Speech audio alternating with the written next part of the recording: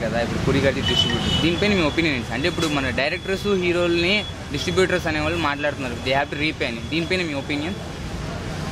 నా ఒపీనియన్ అదే. ఇప్పుడు డైరెక్టర్ అడగడం అనేది తప్పు ఎప్పుడు. ఎందుకంటే ఆయన ప్రొడ్యూసర్ అయితే ఆయన అడగచ్చు, ఆయన కాదు కదా.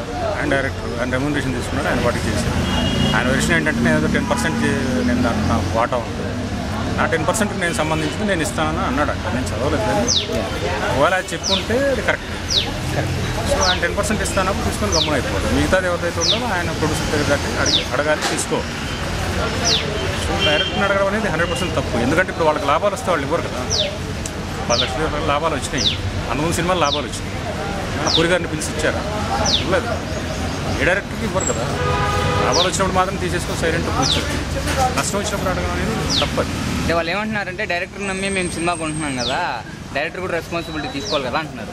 డైరెక్టర్ నమ్మి అనేది ఏమి ఉండదండి. డైరెక్టర్ నమ్మి అనేది ఎప్పుడు వస్తుందంటే ముఖ్యమోహన్ నారాయణ ఎవరైనా పెట్టి తీసాడు, అప్పుడు డైరెక్టర్ నమ్మి మేము తీసుకున్నామంటే దానికి ఎన్ని కోట్లు పెట్టామంటే అది న్యాయం.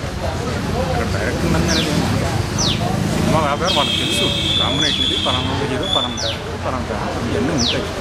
అవి చూసుకొని కొంటారు తప్ప డైరెక్టర్ నమ్మి ఎవరు కొంటారు. వాళ్ళు ఏమంటున్నారంటే ఇప్పుడు క్రేజీ కాంబినేషన్ వల్లే మార్కెట్ వాల్యూ పెరుగుతుంది. ఎందుకంటే డిస్ట్రిబ్యూటర్స్ అనేవాళ్ళు వాళ్ళే ప్రైస్ హైడ్ చేసుకుని కొంటున్నారు. ఎక్కువ పెరుగుతుందా పెంచుతున్నారు? ఎగ్జాక్ట్లీ. పెరగడం వేరు, పెంచడం వేరు. వీళ్ళు ఏమన్నారంటే మీ కాంబినేషన్ వల్లే పెరుగుతుంది, మేము పెంచట్లేదు అంటున్నారు డిస్ట్రిబ్యూటర్స్. వీళ్ళు అడిగారా పెంచమని? మా కాంబినేషన్ మేము సినిమా చేస్తున్నాం పెంచండి అని అడిగారా? లేదుగా, ఎవరు అడగరు కదా. నేను పలానా కాంబినేషన్తో సినిమా చేస్తున్నాను, దీన్ని ఇంత ఎక్కువ రేట్ పెట్టి కొనండి అని ఎవరు అడగట్లేదు. మీరు పెంచుకుంటున్నారు. మార్కెట్ ఎంత అవుతుంది, పలానా హీరో ఉన్నాడు, ఆ హీరోకి మార్కెట్ ఎంత ఉందని మీరు ఎనలైజేషన్ చేసుకోండి. మేము ఇంతే ఇస్తామని చెప్పి మీరు యూనిట్గా కూర్చొని మాట్లాడేసి ఈ ఏరియాకి ఇంతకంటే ఎక్కువ ఇవ్వలేము అని అడిగితే చేయగలిగింది ఏముండాలి?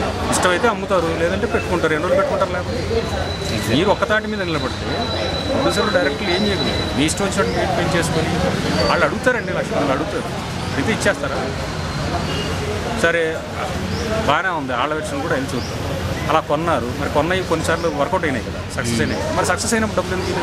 అప్పుడు నాకు బాగా వచ్చినాయండి, నేను 2 కోట్లు పెట్టి ఈ ఏరియా కొన్నాను, నాకు 5 కోట్లు వచ్చింది లాభం, 3 కోట్ల లాభం వచ్చిందండి. మీరు నన్ను నమ్మి ఈ కాంబినేషన్ మీద నాకు నమ్మకం ఉంది కాబట్టి నేను కొన్నాను కాబట్టి నాకు లాభం వచ్చింది, 1 కోటి రూపాయలు మీరు పెట్టుకోండి అని డైరెక్టర్కి కానీ ప్రొడ్యూసర్కి కానీ ఆర్టిస్ట్కి కానీ ఇచ్చారు. అటు ఇవ్వలేదు కదా. యాక్చువల్లీ సినిమా అన్నది ఏంటంటే ప్రొడ్యూసర్ ఏదైనా సరే లాభం కానీ నష్టం కానీ ఏదైనా సరే ప్రొడ్యూసర్ జరుగుతుంది. ఆ డిస్ట్రిబ్యూటర్లతో కూడా ప్రొడ్యూసరే అంతా డీలింగ్స్ అన్ని ప్రొడ్యూసరే చూసుకుంటాడు కాబట్టి లాభం వచ్చినా నష్టం వచ్చినా ప్రొడ్యూసర్ చూసుకుంటాడు. అంటే డిస్ట్రిబ్యూటర్లకి ప్రొడ్యూసర్కి ఉంటుంది కానీ నాకు తెలిసి డైరెక్ట్గా డిస్ట్రిబ్యూటర్లకి ఈ రోజుల్లో అంత అవసరం లేదు. ఇబ్బంది పూరిని ఇబ్బంది పెట్టాల్సిన అవసరం కూడా లేదు. అది కరెక్ట్ కాదు కూడా. ఏదన్నా ఉంటే ప్రొడ్యూసర్తో మాట్లాడుకోవాలి, ఒకవేళ అది నిజమై ఉంటుంది. మాకు ఇవ్వమంటారు. సపోజు 1 కోటి రూపాయలకి కొన్నారు డిస్ట్రిబ్యూటర్ అన్నమాట. 1 కోటి రూపాయలు కొన్నదానికి 10 కోట్ల లాభం వచ్చింది. ఒక్కోసారి 10 కోట్ల లాభం వస్తే వెనక్కి తిరిగి ఏమన్నారు కదా ప్రొడ్యూసర్కి. అది వాళ్ళ ఇష్టమై కొనుక్కుంటున్నారు. అది వెనక్కి నేను లాస్ పోయామంటే అంటే రజనీకాంత్ లాంటి వాళ్ళు, పవన్ కళ్యాణ్ లాంటి వాళ్ళు కొంతమంది తిరిగిచ్చి ఉండొచ్చు. అది వాళ్ళ సొంత ఇది అనమాట.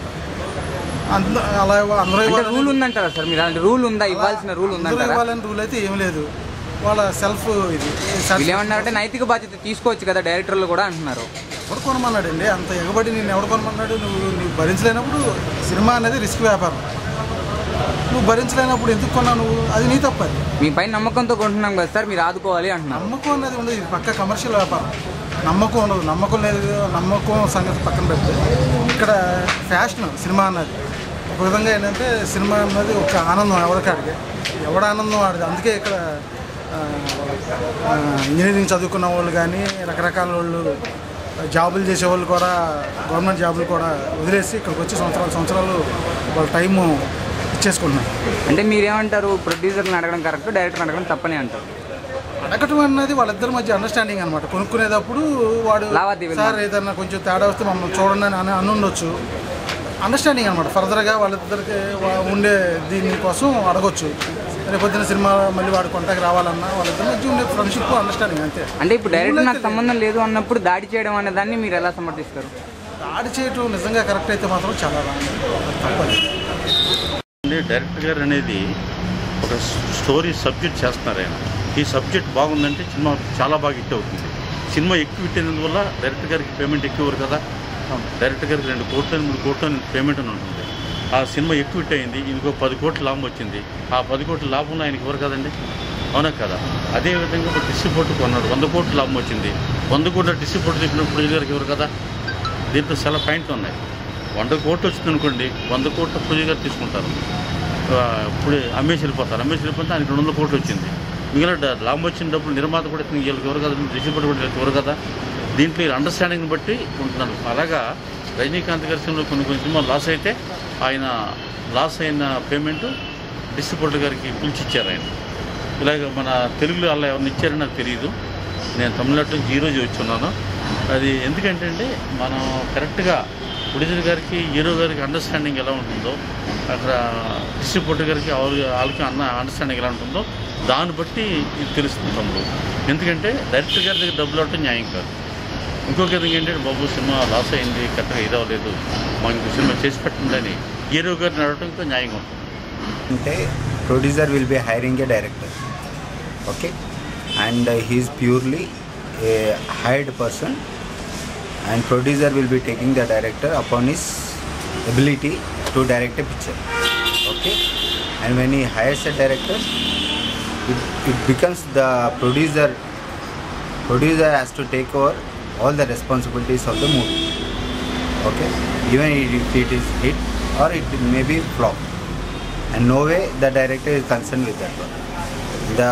Regarding the distributor part, the producer will be responsible to, if anything is going to be, distributor is asking anything in return when the film gets flopped, the producer will be responsible to pay for the distributors, not the director.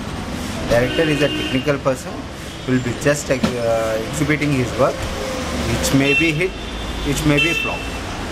If anything income is going to incur from the movie, it is going purely to the producer or to the distributors. No way the director is concerned with that. Okay? Thank you.